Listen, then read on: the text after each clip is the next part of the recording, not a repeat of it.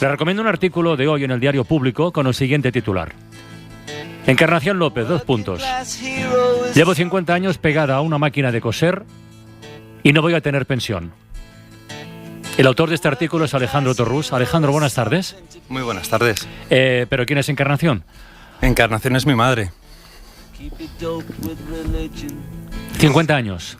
50 años. Yo no conozco otra madre que no sea esa pegada a una máquina de coser y con toda la casa a cuesta, los niños colgando, la máquina era el centro de nuestra vida de pequeños. Sobre la máquina de coser gravitaba todo. Ahí estaba la vida, ahí estaba el veo-veo, ahí estaban los juegos infantiles, ahí estaban mis hermanos, mis amigos.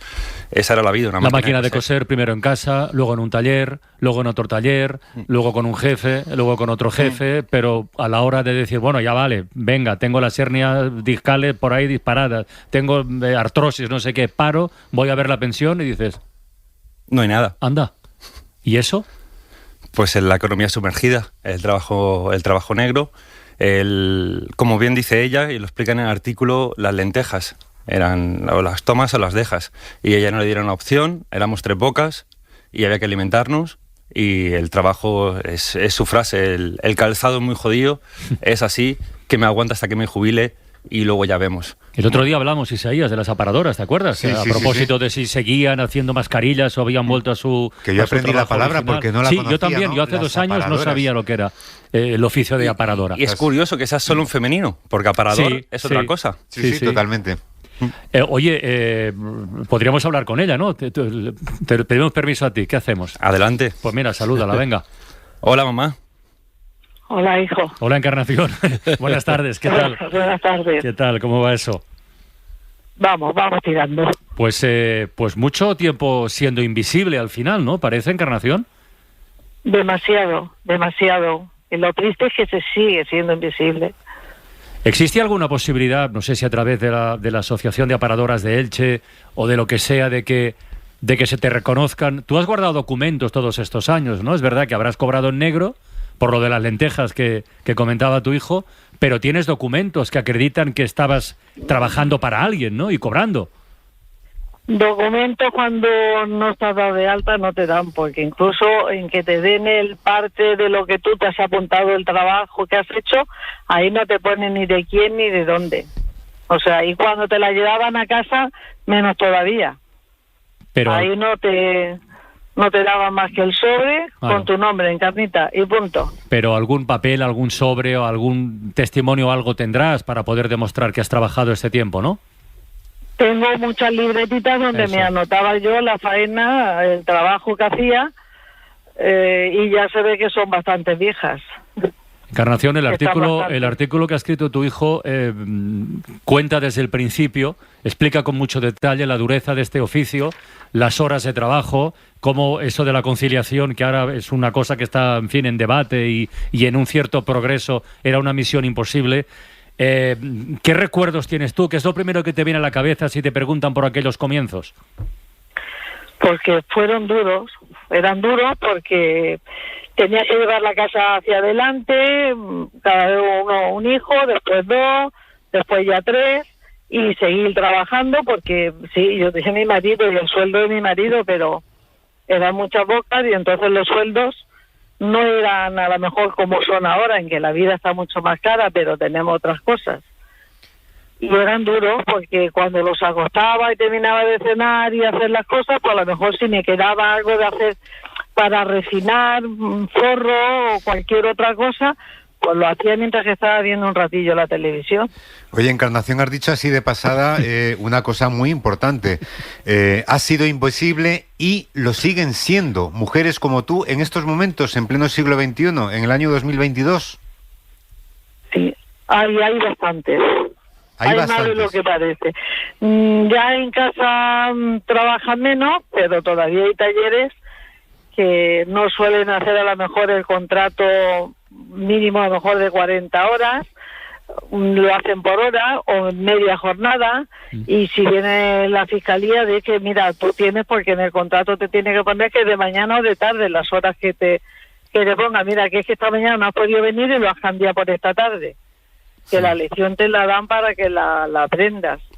Oye, y Encarnación, 50 años así, ¿tú desde cuándo ya empezabas a barruntar? Joder, no me va a quedar nada.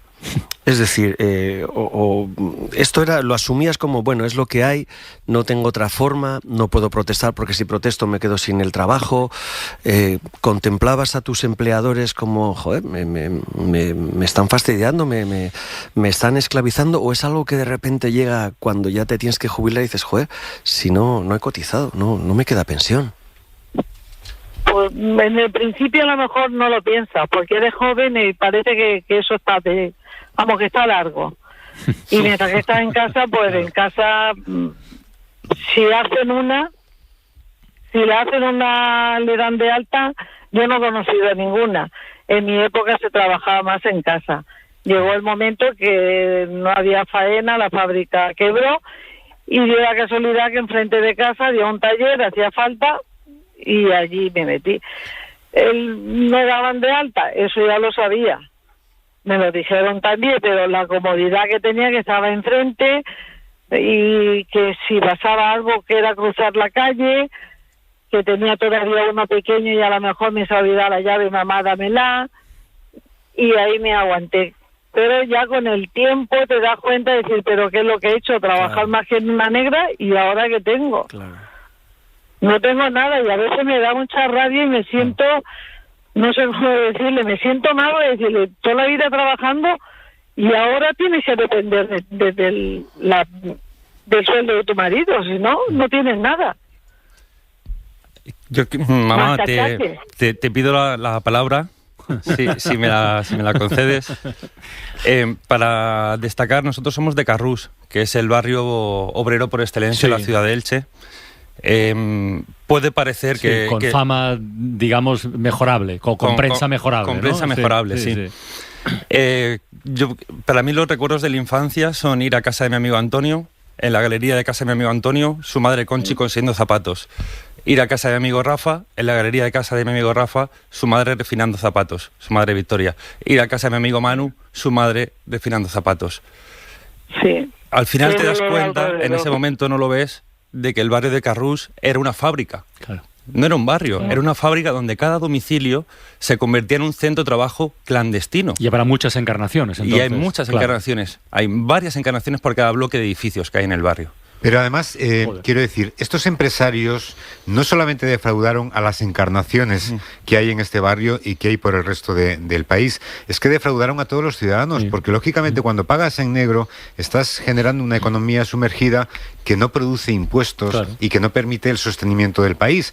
Es decir, que es un doble fraude, es un doble fraude que ha sido consentido, porque yo creo que si esto lo sabía un niño que lo veía con sus ojos, si esto lo sabía su madre, que era encarnación, y todas las encarnaciones, ¿cómo no lo iba a saber el responsable de la economía de la ciudad o del país, ¿no?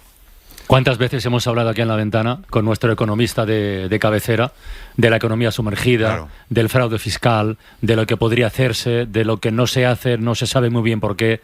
Santiago Niño Becerra, buenas tardes. Carlas, ¿qué tal? Buenas tardes. Y a todos. Tú que eres profesor y cuentas a tus alumnos números e historias, las dos cosas, no sé qué cara se te ha quedado al escuchar lo que están contando Encarnación y Alejandro. Bueno, el caso de la industria clandestina del calzado de Elche era conocido desde los años 40. O sea, desde los años 40 era sabido que la industria del calzado se nutría de este tipo de empleo. Entonces, claro, si sumamos esto, más los bares que no sé qué, más las empresas que tal, más los IVAs, que, claro, llegamos a la cifra de fraude actual, fraude y elusión fiscal en España, que, la repetimos otra vez, oscila entre los 65 y los 90.000 millones de euros al año. Sí. Pero claro, años 40, años 50, años 60, años 70, años 80, años 90. Hostia, ha habido tiempo para... No, claro. Digo yo. Sí, lo que pasa es que, a ver, para esto siempre hay un argumento que se ha utilizado de forma más o menos abierta y que se basaba en lo siguiente: bueno, si tengo que legalizar mi actividad, cierro y me voy a Rumanía, en su momento, Bulgaria o China o Malasia. Entonces, claro, era una especie de chantaje encubierto en el sentido de, pongo comillas, en el sentido de si ustedes, administración, hacienda pública, etcétera, etcétera, no me dejan hacer esto, cierro y me voy. Es decir, por lo cual les dejo aquí un paquete de tantos parados. Claro, lo mismo que le decía el empresario a Encarnación, se lo decía también al fisco, ¿no? Estos son lentejas, claro, si quieres las comes y si no las dejas, ¿no? Exacto. Así. Entonces, claro, esto pone de manifiesto pues el nivel de la economía española, en cómo ha estado funcionando. O sea, entonces, bueno, de aquellos polvos son estos lodos. Ya, que he dicho que era una gran noticia lo del número de afiliados ahora a la Seguridad Social. Es verdad que crece el número de personas que trabajan, pero descienden las horas trabajadas. ¿Nos puedes explicar cómo cuadra esto o cómo se descuadra? Bueno, a ver, que suba el número de personas, o sea, en una zona, en un país, en una economía, puede aumentar el número de personas que están trabajando. Hablamos, por favor, en términos globales, pero el número global de horas trabajadas puede caer.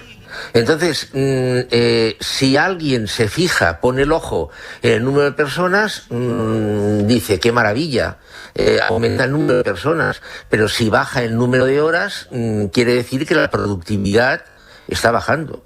Igual que si el empleo está creciendo más de lo que crece el Producto Interior Bruto, que es lo que está pasando en España. La productividad cae. Claro, pregunta, ¿es bueno que aumente el número de personas que trabajan? Hombre, claro que sí que es bueno, evidentemente. Claro. Pero es muy malo que el número global de horas de trabajo, fíjate, dijo global, no me estoy fijando en el señor Juan Pérez o la señora Carmen García.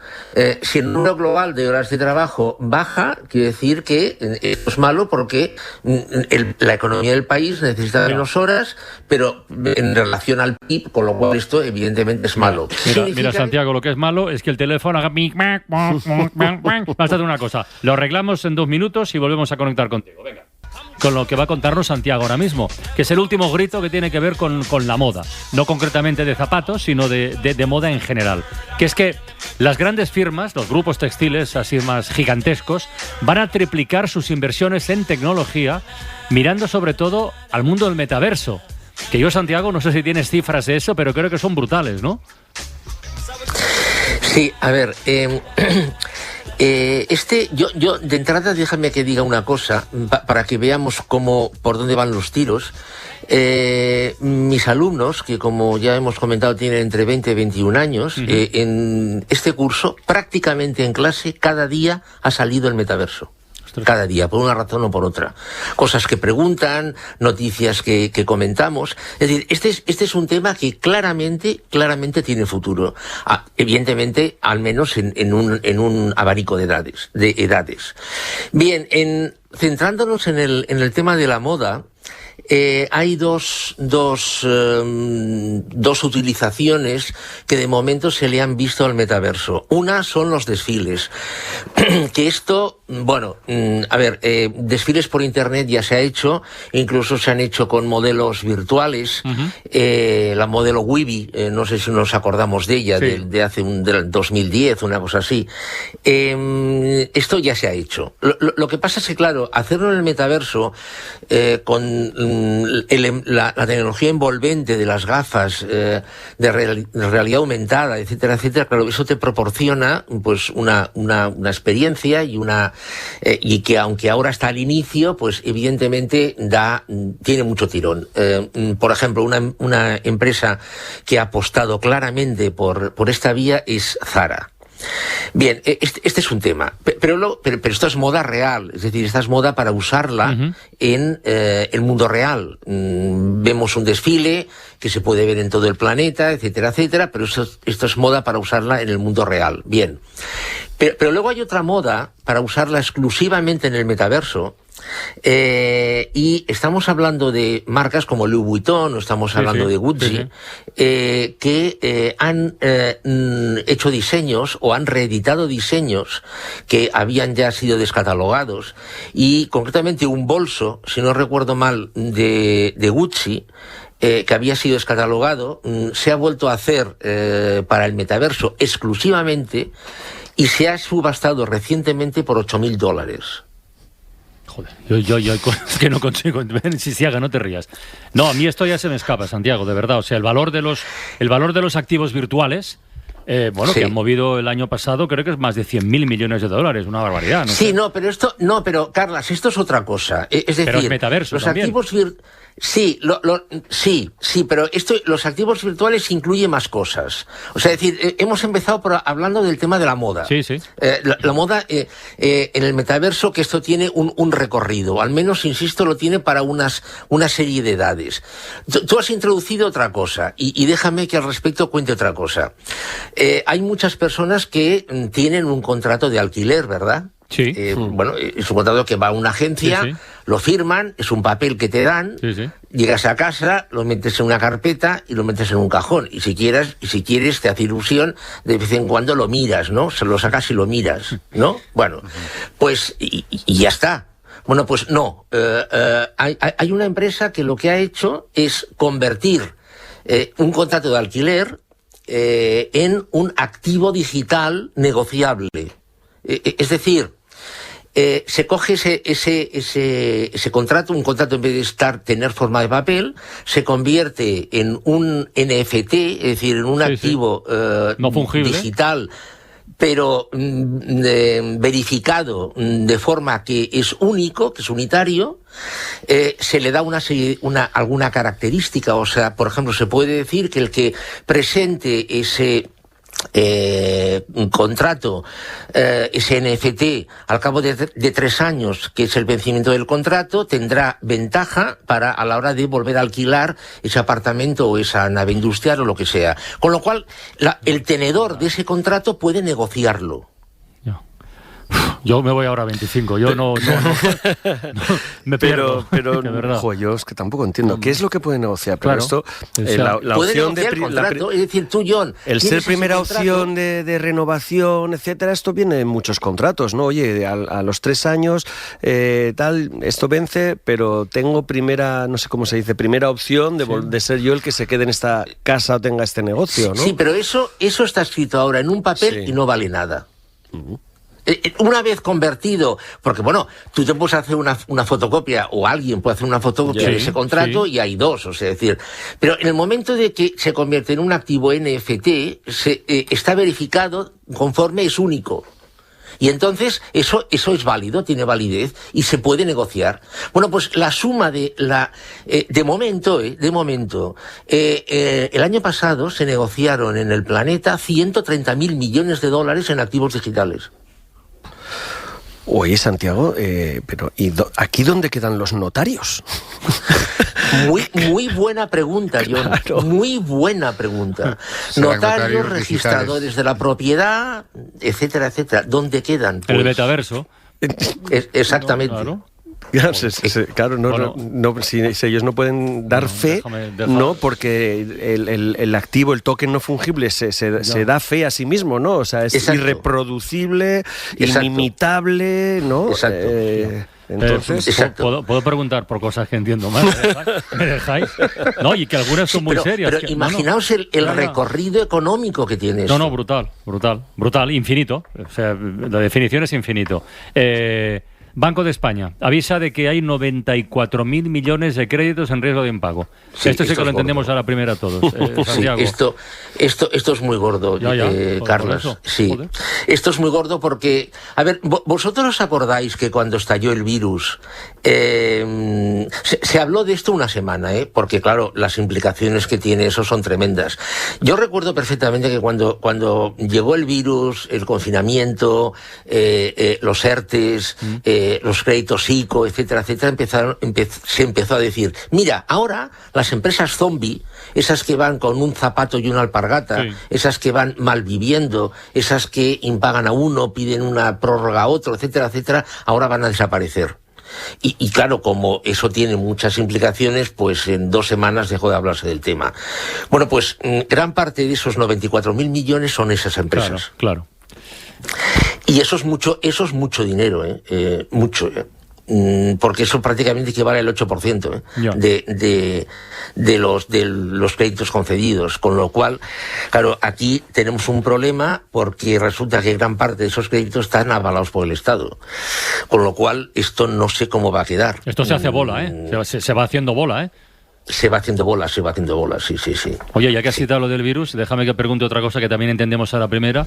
Puerto de Shanghái continúa prácticamente colapsado. Los efectos en la economía mundial, en la nuestra incluida, lógicamente, ¿cuáles van a ser si esto sigue ahí? Si no cambia, Santiago, no sé. Pues mira, precisamente yo simplemente voy a dar una cifra para que nos situemos. Por el puerto de Shanghái, el año pasado, China exportó el 27% de todo lo que China exportó. Uh-huh.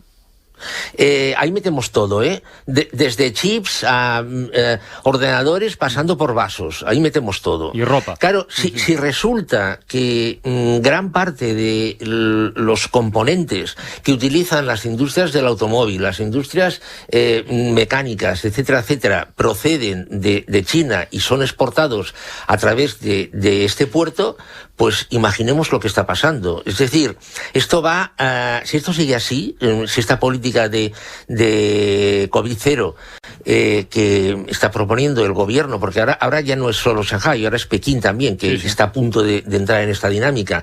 Esto sigue para adelante, al margen de que la economía china puede tener problemas muy graves. Esto va a representar que la oferta, es decir, la producción, no se va a normalizar, lo cual esto implica que la inflación va a seguir. Oye, Santiago, ahora estamos con dos guerras, que es la guerra física, que es la que se disputa en Ucrania, y la guerra económica, que se disputa en el tablero internacional. Ayer escuché el programa de Javier Ruiz aquí en Hora 25 y me quedó estupefacto porque daba cifras de Rusia. Entonces se preveía que iba a caer el PIB ruso un 8, un 9% y está en positivo. Está en 1,6, pero está en positivo. Tiene niveles de paro Rusia del 4 o 5%, que para nosotros los quisiéramos. El rublo seguramente está sostenido de una manera ficticia, pero no ha caído como se preveía que iba a caer, y siguen ingresando muchísimo, desde luego, por la exportación de petróleo y de gas. Entonces, claro, la pregunta que ayer me surgió es, ¿esta guerra económica, quién la va a ganar al final? ¿Tendremos soporte suficiente, digamos, los europeos y el resto del mundo como para aguantar lo que está cayendo?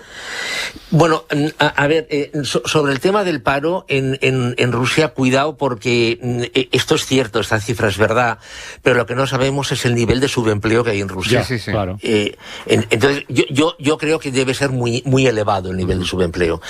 Bueno, concretamente tu pregunta. A ver, en el fondo, un deudor lo es en tanto en cuanto el acreedor se lo permite. Es decir, ¿por qué España, Francia, etcétera, tienen la deuda tan monstruosa que tienen? Porque los acreedores se lo toleran. ¿Por qué? Bueno, pues porque los intereses los siguen pagando. Entonces, mientras el resto del mundo esto lo permita, concretamente Rusia seguirá. Porque hagamos una pregunta al revés. ¿Al mundo le interesa que Rusia haga suspensión de pagos y quiebre? Al mundo como concepto me imagino que no. En absoluto. Claro. Eso sería una catástrofe. Con lo cual... ¿Me explico? Sí. Pero me dejas como me quedé ayer por la noche al escuchar los datos. Pero es que, Isaías, es que es así. Es decir, la economía está tan absolutamente hiperligada, interligada, interpenetrada, que lo que tocas en un sitio significa el hundimiento de otro, claro, o afectación a otro, y a nadie le interesa. Y en estos momentos... Mira, por ejemplo, dejadme poner un ejemplo. El corralito argentino.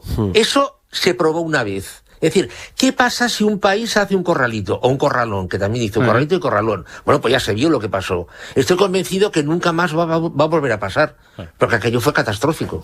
Oye, Santiago, rápidamente, ¿y vosotros los economistas o las grandes instituciones financieras y fiscales, os creéis de verdad las cifras que en estos momentos está dando Rusia? ¿tenéis mecanismos para contrastarlos y comprobarlos? Es decir, no. Yo escucho a Putin en su mensaje unívoco y unidireccional a toda su población, que prácticamente que está muy envejecida y solo ve la televisión y la radio pública, y les está diciendo que el país va muy bien, que el Producto Interior Bruto está estupendo, que están entrando en cifras positivas.